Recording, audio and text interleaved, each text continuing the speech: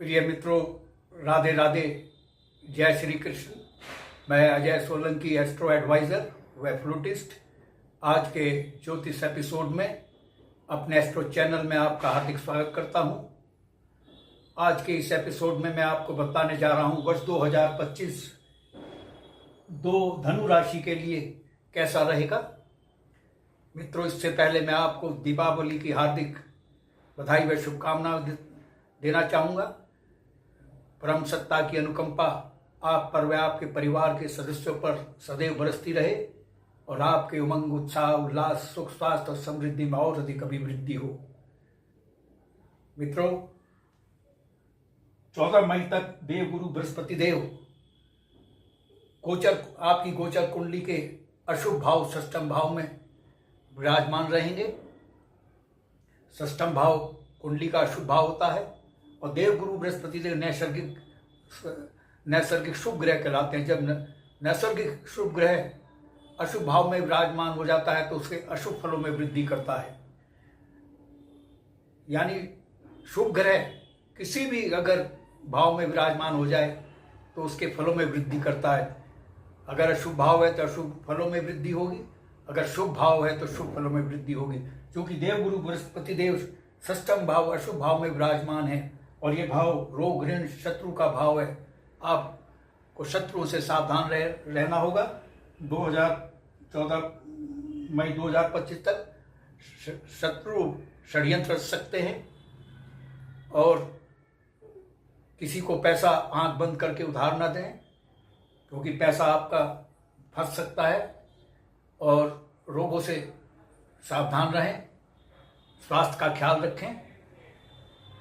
स्वास्थ्य का ख्याल रखने के लिए आपको अपनी दिनचर्या को नियमित करना होगा, खान पान को सही रखना होगा, तो आप अशुभता से बचे रहेंगे। ज्योतिष विज्ञान कोई डराने का कार्य नहीं करता, यह सावधान करता है। यदि सावधानी अपनाई तो अशुभता से बचा भी जा सकता है। और यानी 14 मई 2025 तक का जो समय है उसमें थोड़ी आपको सावधानी बरतनी पड़ेगी। थोड़ा सा अशुभता बड़ा समय है। 15 मई 2025 से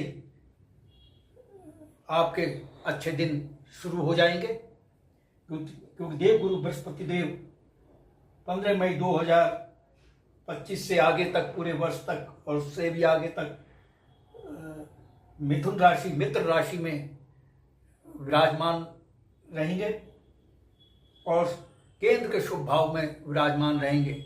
आपके शुभ फलों में वृद्धि कर रहे हैं। सप्तम भाव जो है ये विवाह का भाव है और देवगुरु बृहस्पति देव स्वयं विवाह के कारक ग्रह माने गए हैं। जो जातक धनु राशि के हैं, अविवाहित हैं, उनके पास विवाह के प्रस्ताव आएंगे। मनचाहा जीवन साथी पाने के भरपूर संभावनाएं वर्ष 2025 आपको प्रदान कर रहा है, जो अविवाहित हैं धनु राशि के जातक जातिकाएं। और इतना ही नहीं, उस पर सोने में सुहागा की बात ही है। देवगुरु बृहस्पति देव तो 15 मई 2025 से आगे तक, पूरे साल तक विवाह के प्रबल योग बना रहे हैं और 30 जून से 30 जून 2025 से 25 जुलाई 2025 तक शुक्रदेव भी मिथुन राशि में विराजमान हो रहे हैं। मिथुन राशि के स्वामी ग्रह बुधदेव कहलाते हैं और बुधदेव की मित्रता बृहस्पति देव और शुक्रदेव दोनों से है। अतः यह आपके लिए बहुत शुभ स्थिति है।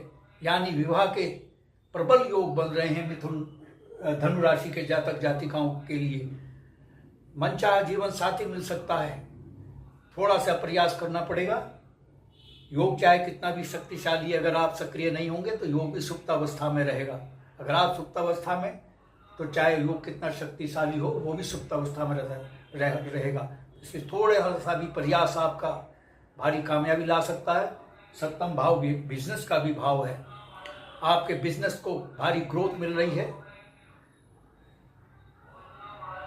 जो विभिन्न क्षेत्रों में बिजनेसमैन हैं उनको भारी ग्रोथ देवगुरु बृहस्पति देव प्रदान कर रहे हैं। और विशेषकर जो पूजा सामग्री का विपणन करते हैं उनके बिजनेस को भी को विशेष ग्रोथ मिल सकती है।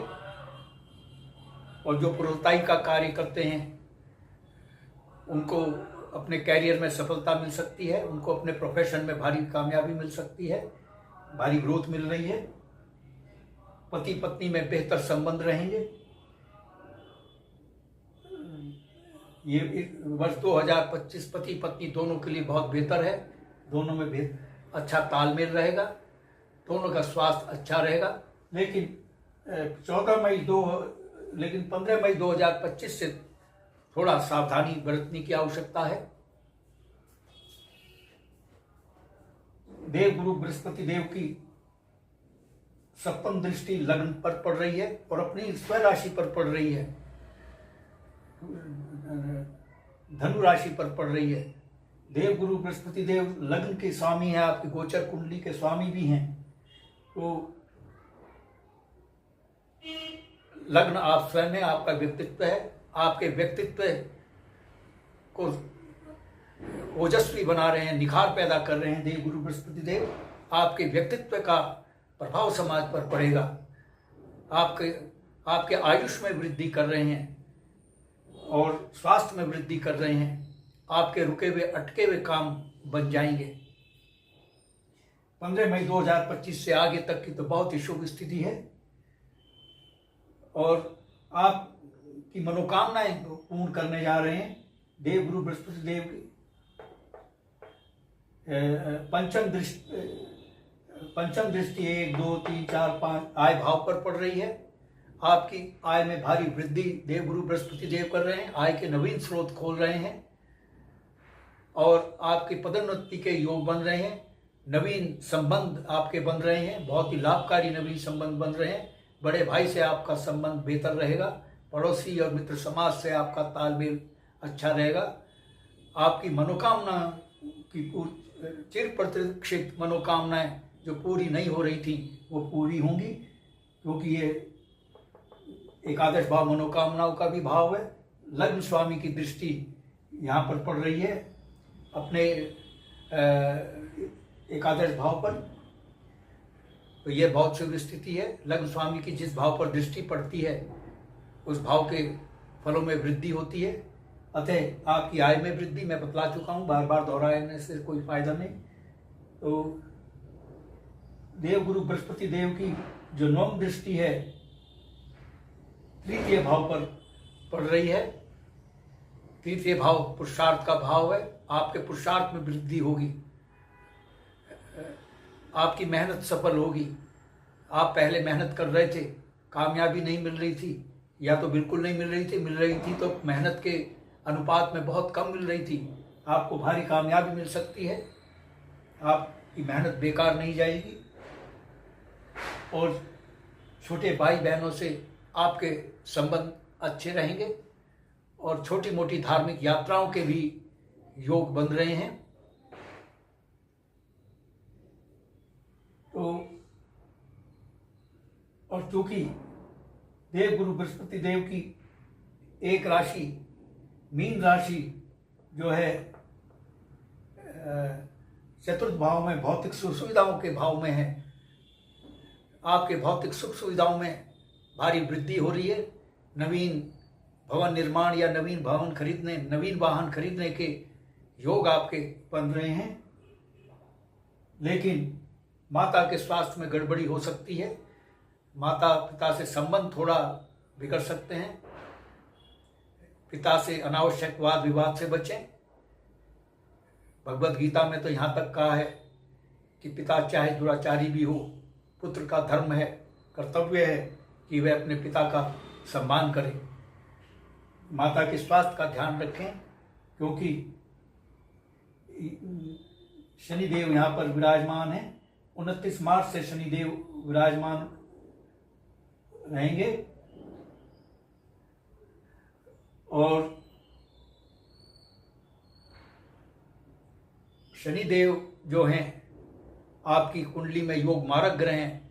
योग मारक जिस भाव में बैठ जाता है उसके फलों में कमी लाता है, उसके फलों का नाश करता है। तो ये माता का भी भाव है, इसलिए माता से तालमेल बिगड़ सकता है, माता के स्वास्थ्य में वृद्धि हो सकती है। माता पिता से का सम्मान करें, आर्गुमेंट ना करें, तो आप सावधानी अपनाएं। आइए अब मैं आपको बतलाने जा रहा हूं कि मंथ वाइज ये वर्ष 2025 आपका कैसा रहेगा। देवगुरु बृहस्पति देव का जो रेफरेंस लिया जाता है भविष्य वार्षिक फल जानने के लिए, वो इसलिए लिया जाता है क्योंकि देवगुरु बृहस्पति देव एक वर्ष तक एक राशि में विराजमान रहते हैं, लगभग एक वर्ष या एक वर्ष से अधिक, और सूर्य देव एक माह तक एक राशि में विराजमान रहते हैं। तो इसलिए सूर्य देव के संदर्भ में मासिक फल जाना जाता है। सूर्य देव जो हैं 13 जनवरी तक धनु राशि में विराजमान रहेंगे।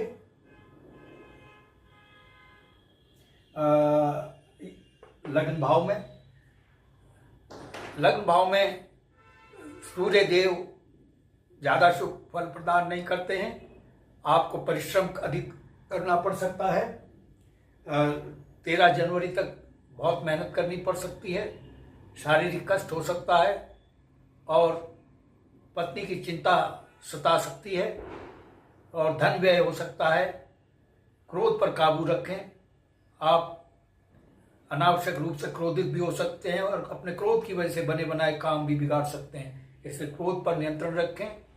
आपको उदर रोग भी हो सकता है और कहीं अन्यत्र आपका तबादला दूरस्थ हो सकता है। अन्यत्र या दूरस्थ स्थान पर, अपने निवास से दूरस्थ स्थान पर प्रवास भी करना पड़ सकता है।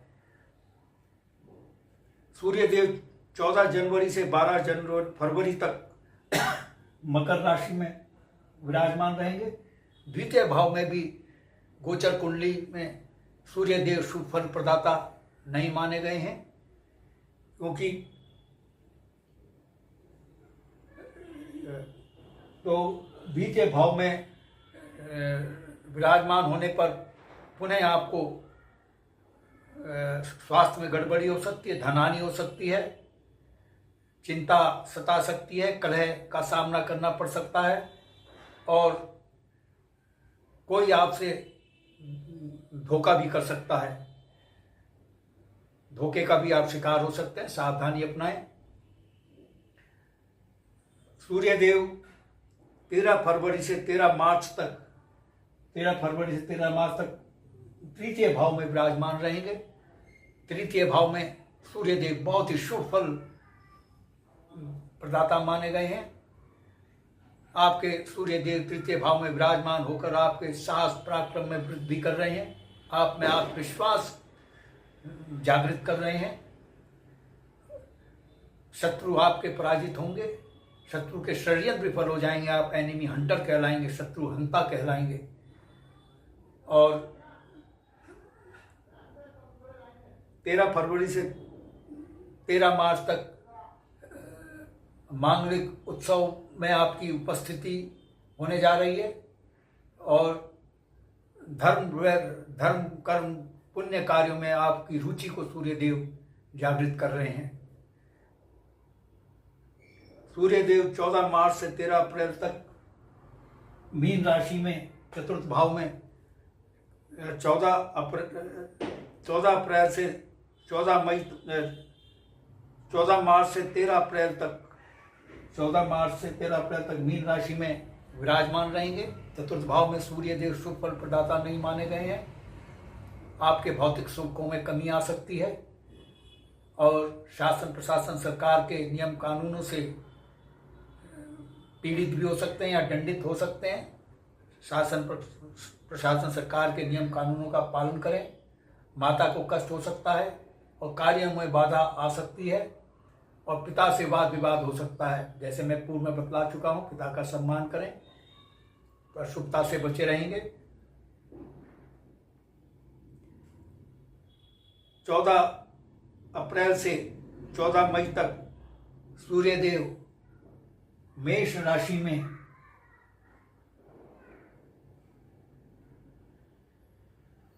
में पंचम भाव में मेष राशि में सूर्य देव उच्च के होते हैं। हालांकि पंचम भाव में सूर्य देव शुभ फल नहीं देते हैं, लेकिन चूंकि अपनी उच्च राशि में है तो इस वजह से आपको शुभ फल की प्राप्ति होगी। पंचम भाव आकस्मिक धन लाभ का भाव है।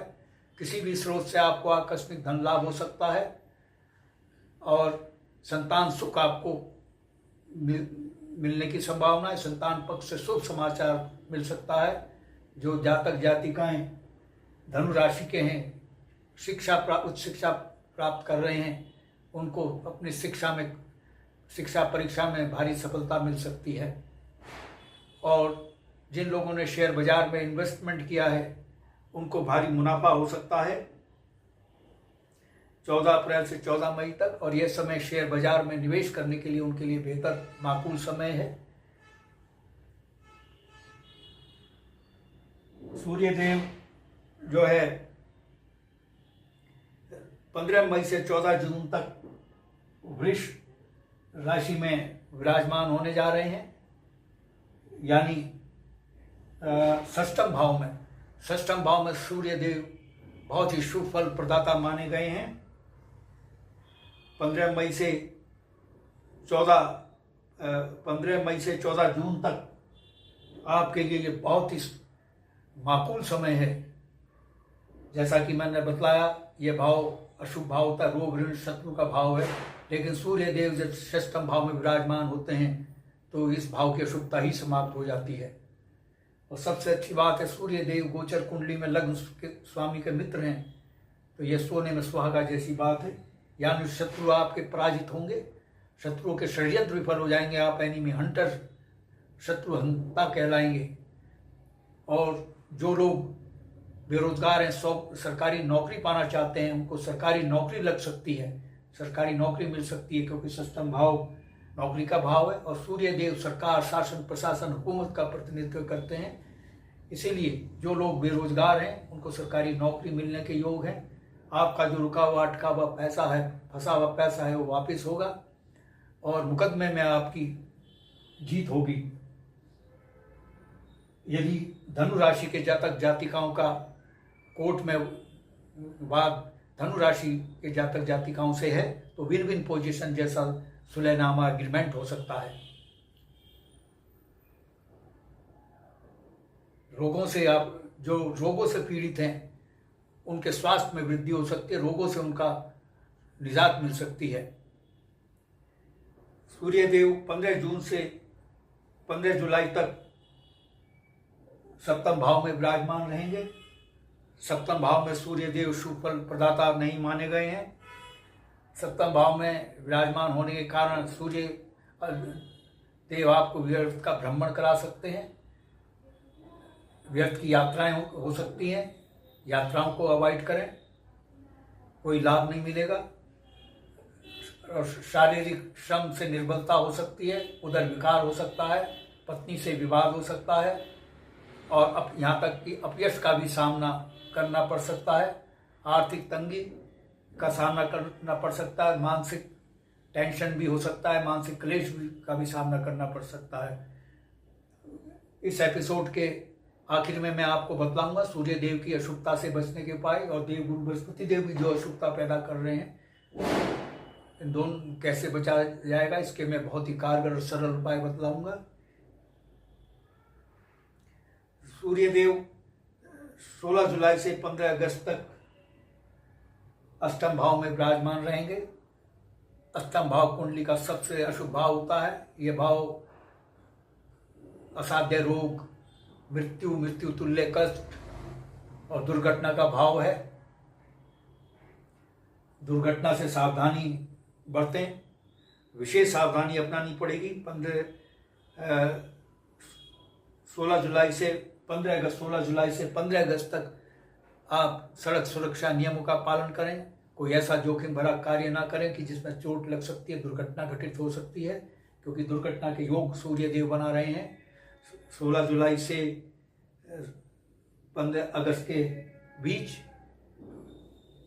वाहन सावधानी से आपको चलाना है और रोगों से बचने के लिए आप नियमित जीवनचर्या को अपनाएं और ऐसी चीज़ का सेवन ना करें जो आपके लिए हानिकारक है।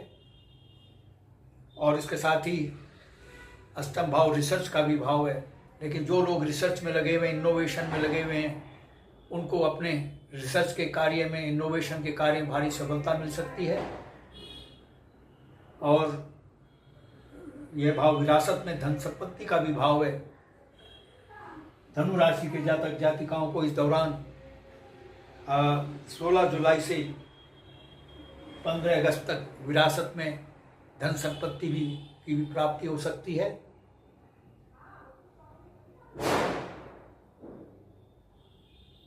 सूर्यदेव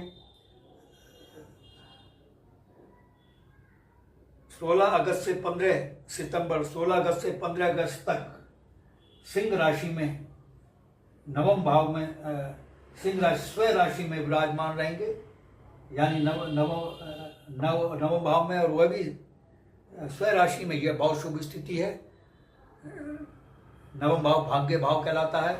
सूर्यदेव भाग्य भाव के नैसर्गिक स्वामी ग्रह कहलाते हैं और नैसर्गिक और तात्कालिक दोनों ही स्वामी हैं। दोनों प्रकार के ये स्वामी हैं। तात्कालिक भी स्वामी है, नैसर्गिक स्वामी है। तात्कालिक स्वामी इसलिए हैं क्योंकि सिंह राशि उनकी अपनी राशि विराजमान है भाग्य भाव में, जिसके स्वामी हैं, तो तात्कालिक स्वामी ग्रह हुए और नैसर्गिक तो स्वामी हैं ही हैं एस्ट्रो साइंस के अनुसार भाग्य भाव के। यानी आपके भाग्य को भारी उछाल मिल सकता है। 16 अगस्त से 15 सितंबर के बीच आपके भाग्य में भारी वृद्धि होगी। भाग्य में आशातीत वृद्धि होगी। भाग्य कदम कदम पर आपका साथ देगा। पिता के स्वास्थ्य में वृद्धि होगी। पिता से बेहतर संबंध होंगे। आपके विदेश यात्रा के भी आपके योग बन रहे हैं। इस दौरान मैं डेट बतला चुका हूं। और इसके बाद सूर्यदेव 16 सितंबर से 16 अक्टूबर तक दशम भाव में विराजमान होंगे। दशम भाव में सूर्यदेव बहुत ही शुभ फल प्रदाता माने गए हैं। दशम भाव में सूर्यदेव को दिग्बल प्राप्त होता है। दशम भाव कर्म का भाव है। जो लोग धनु राशि के जातक जातिकाओं को अपने संबंधित कार्य क्षेत्र में भारी उन्नति तरक्की मिल सकती है।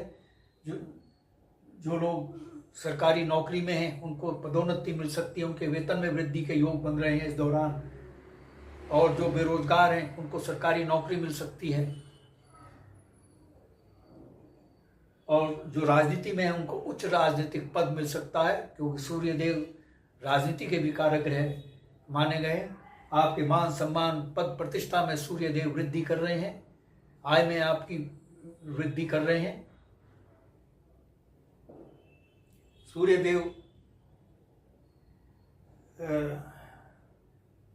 जो हैं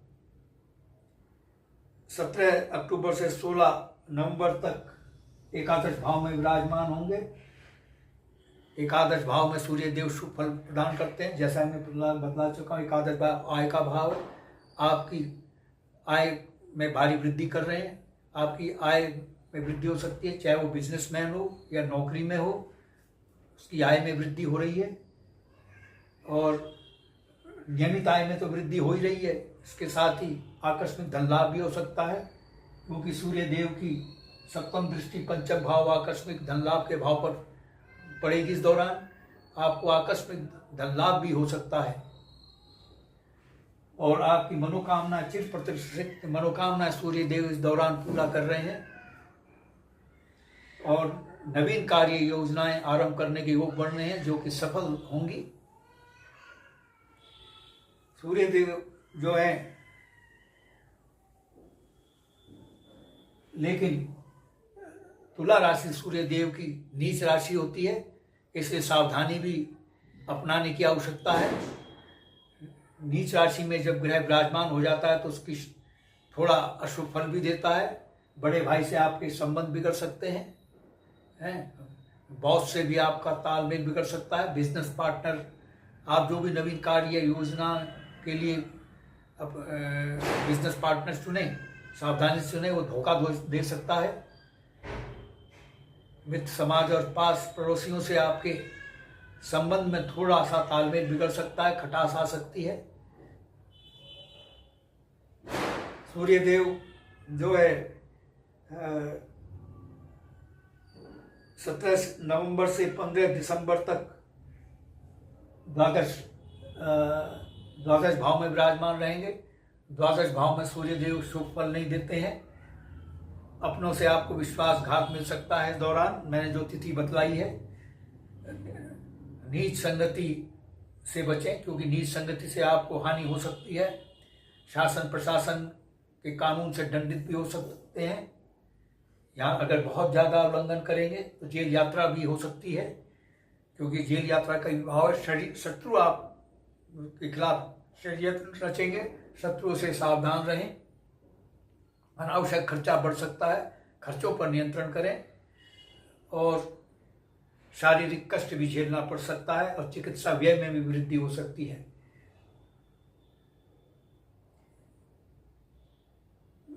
सूर्यदेव 16 दिसंबर से धनु राशि लग्न राशि में विराजमान रहेंगे, लग्न भाव में। चूंकि धनु राशि जो है देवगुरु बृहस्पति देव की राशि है और सूर्य देव की मित्रता देवगुरु बृहस्पति देव से है, इसलिए चूंकि सूर्य देव लग्न भाव में थोड़ा अशुभ फल देते हैं, अशुभ फल की तीव्रता में कमी रहेगी आपके। लेकिन राजनीति के प्रबल योग बन रहे हैं जो धनु राशि के जातक जातिकाएं, लेकिन पत्नी से तालमेल बिगड़ सकता है। परिवार में थोड़ी सी अशांति हो सकती है, सावधानी अपनाएं। लेकिन चूंकि मित्र राशि में विराजमान है, इसलिए जो अशुभता की तीव्रता बहुत हल्की रहेगी। मतलब जो भूकंप होगा वो बहुत हल्के कम रिएक्टर का होगा। मित्रों, मैंने आपको वार्षिक के साथ साथ मासिक फल भी बतलाया है और मैं आपको बतलाता हूँ सूर्य देव की अशुभता से बचने के उपाय। रविवार को 108 बार ओम श्री सूर्याय नमः के मंत्र का जाप करें और गायत्री मंत्र का जाप करें। सुबह शाम प्रातःकाल और सायंकाल 6 बार अर्थ के साथ। भगवत गीता में भगवान श्री कृष्ण ने कहा है कि गायत्री मंत्रों में मैं गायत्री मंत्र हूँ। यह मंत्र केवल शब्दों का समूह नहीं है, यह एक फार्मूला है अशुभता से बचने का। ये मंत्र सद्बुद्धि प्रदान करता है, विवेक प्रदान करता है, और जिसके पास विपत्ति में विवेक और सद्बुद्धि है तो अशुभता उसको कुछ नहीं बिगाड़ सकती। अशुभता से वह आसानी से निकल सकता है। और प्रत्येक रविवार को गाय को दलिए में गुड़ मिलाकर खिलाएं और सूर्य देव को जल चढ़ाएं। बहुत ही सिंपल उपाय है। ये उपाय बहुत कारगर साबित होता है। गायत्री मंत्र का उपाय तो बहुत ही कारगर होता है, बशर्ते अर्थ के साथ इसका जाप किया जाए तो यह मंत्र बहुत लाभकारी होता है और शक्तिशाली मंत्र है। ये इसकी शक्ति का एहसास साधक को अवश्य होता है, लाभकारी शक्ति का एहसास होता है। और देवगुरु बृहस्पति देव की अशुभता से बचने के लिए देवगुरु बृहस्पति देव के बीज मंत्र का 108 बार ओम श्री बृहस्पति देवाय नमः का जाप करें। और बृहस्पतिवार के दिन पीले वस्त्र धारण कर सकते हैं या जेब में पीला रुमाल रख सकते हैं। अगर पीले वस्त्र धारण नहीं करना चाहते हैं तो जेब में कम से कम पीला रुमाल रख सकते हैं और पीली वस्तुओं का दान करें, जैसे चने की दाल, पीले चावल, ये दान करें। पीली वस्तुओं का, पीली मिठाई, पीले फूल, और बड़ों का सम्मान करें। अपने से बड़ों का, बुजुर्गों का सम्मान करें। देवगुरु बृहस्पति प्रसन्न होते हैं। तो मित्रों, ये बहुत ही कारगर उपाय होते हैं। एस्ट्रोलॉजिकल रेमेडीज बहुत कारगर होती है, बशर्ते कि पूरी श्रद्धा भाव के साथ इनको किया जाए, और बहुत सरल रेमेडीज हैं। मित्रों, यदि आपको मेरा ये एपिसोड पसंद आया है, I request you to please subscribe my channel. और यदि आपके मन में कोई प्रश्न या क्वेरी है तो आप कमेंट बॉक्स में कमेंट कर सकते हैं। मित्रों, आपके संज्ञान में मैं लाना चाहूँगा, देश और समाज के लिए मेरी एस्ट्रो सेवा निःशुल्क है, लेकिन व्यक्तिगत परामर्श निःशुल्क नहीं है। व्यक्तिगत परामर्श के लिए थोड़ा सा शुल्क आपको देना होगा, क्योंकि इस कार्य में गहन अध्ययन, कैलकुलेशन की जरूरत होती है, एस्ट्रोलॉजिकल कैलकुलेशन, और समय भी बहुत लगता है, परिश्रम लगता है। यदि आपके मन में प्रश्न या क्वेरी है और आप अपनी लग्न जन्म कुंडली या लग्न पत्रिका की एनालिसिस कराना चाहते हैं, तो आप अपने प्रश्नों के साथ साथ अपनी बिल्कुल सही जन्म तिथि, जन्म समय, जन्म स्थान मेरे व्हाट्सएप नंबर 9411769698 पर भेज सकते हैं। मैं आपके प्रश्नों का तुरंत उत्तर दूंगा। बस आज इतना ही मित्रों, धन्यवाद। राधे राधे, जय श्री कृष्ण।